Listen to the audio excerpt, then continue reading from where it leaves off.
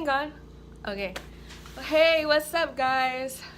Hope everyone is doing well. I wanted to give a very special shout out to everyone who's been there with me from the beginning, and welcome and a warm welcome to all of my new followers that had just joined the Frisky channel. Okay, so I'm gonna get right into it. So I wanted to go in a little bit of detail about why I haven't been on, and a couple reasons on that, and then I wanted to get into my pregnancy story and following of why I chose to be a nurse. So sit down, grab some popcorn, because it's gonna be a lengthy story. But okay, so as you guys know, if you already know before, I talked recently about why I haven't been on, and mainly because of school. I know that gets worn out a lot, but I'm actually a full-time mom, and I go to school, and I go to work, and I'm in the military. So it's a lot on my plate, and I really didn't have time to be vlogging like I wanted to.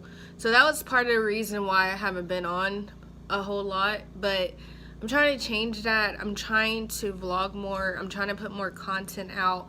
That is my main goal for this month and all of the upcoming months. So that's on my to-do list.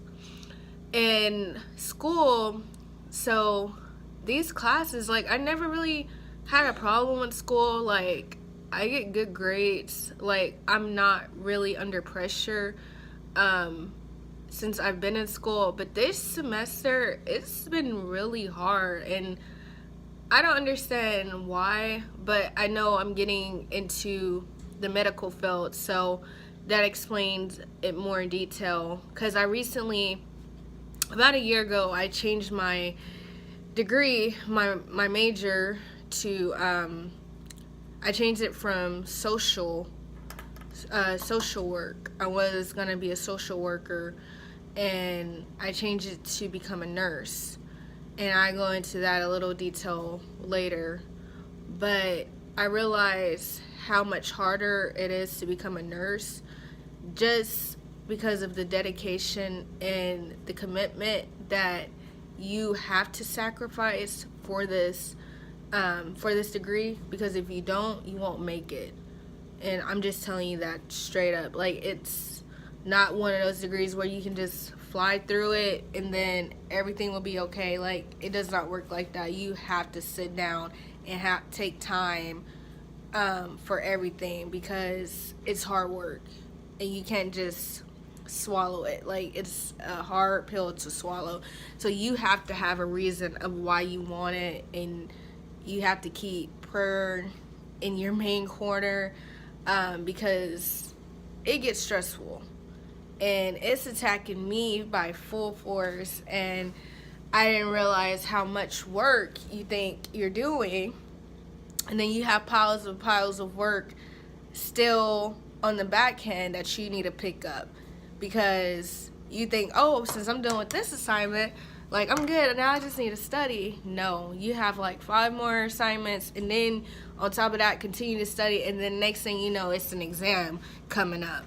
So yeah, it's very stressful, and honestly, I'm just ready to be done with everything and to, like, have this weight lifted off of me trying to pass, because that's my main mechanism. Like, I have to pass. Like, I don't even think about failing. Like, I just feel like we go through these stages in life as if we think we know something, but God may have a different plan for you, but never ignore what He's trying to tell you. But okay, I wanted to go into my pregnancy story. So when I was pregnant, I had a great pregnancy all the way up until my last doctor's appointment. That's where everything went wrong. So when I got there, my blood pressure had spiked. I don't know why, it just did. And they said, okay, they're gonna rush me to the triage at Children's Hospital. I'm like, no, like, I feel fine. Like, so I was just very confused on why I had to get sent there.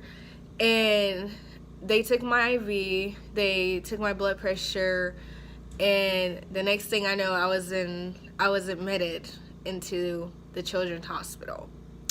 So from there, they were saying that I have contracted to a 4. So my baby was actually contracting. But they decided they wanted to give me pain medicine, which put my daughter to sleep. So this was ongoing for hours and hours and hours until my family members, they were there. They were saying, okay, no, she is not reacting well to these pain meds. Like, you guys need to do something else, because I wanted to have a natural birth. I did not want to do C-section. I did not want to have them cut me up. Like, I was not going for it. Like, I just did not want it. So I couldn't speak for myself, because at that time they had a mask on me, and I was actually diagnosed with gestational diabetes, and it was actually genetic, because my mom actually had it also when she was pregnant with her second child. So that was the reason why I think I got it. But anyways, after that, my grandmother was there also. She was like, no, you guys need to do something else, like something's wrong. And she was very eager about getting me help. And then she just started bursting out. She just started praying and praying, because she could see I was in pain. And the whole time I was blacked out. Like, I was doped up. Like, I wasn't feeling anything, because they kept giving me Percocets, penicillin, and that's what was causing my daughter to fall asleep. And she didn't want to come out. Even though they were trying to force her to come out, they were giving me the medicine, which was causing her not to move. So this was around 6 p.m. They even gave me anesthesia at 3 a.m. So they kept trying and trying and trying. It was a long process. Like, I was in labor for like a good 12 hours. So they gave me the anesthesia at 3 a.m. that morning. Still, nothing was occurring. I only dilated to a 6. Yes, a 6. And they finally saw, okay, like, we need to get her to emergency C-section. Like, she's starting to puff up. Like, she's not reacting well. We need to do something else. So I just kept telling my mom, no, I do not want to have a C-section. Like, please do something. Like, no. And it was out of my hands. So this baby needed to come out of me, or it was going to be a life danger to my health. And they saw that, so they immediately rushed me into the C-section room. And I just remember I kept seeing lights. Like, it was bright lights as they were rushing me into there. And I just remember I was screaming. I was just like, oh my God, like, what is going on? Like, why are they sending me here? I just remember I was just screaming for my mother. Like, I just wanted her. I didn't want no one else but her.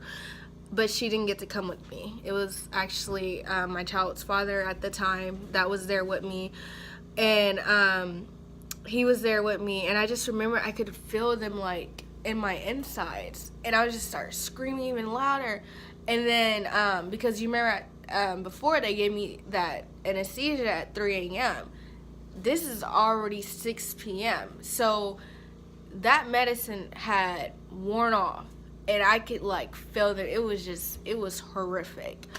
And then I just remember he was like, give her another dose. And so they gave me another dose, and then I blacked out again. And during that time, the doctor told me that my daughter actually swallowed magnesium. So she had to be rushed to ICU.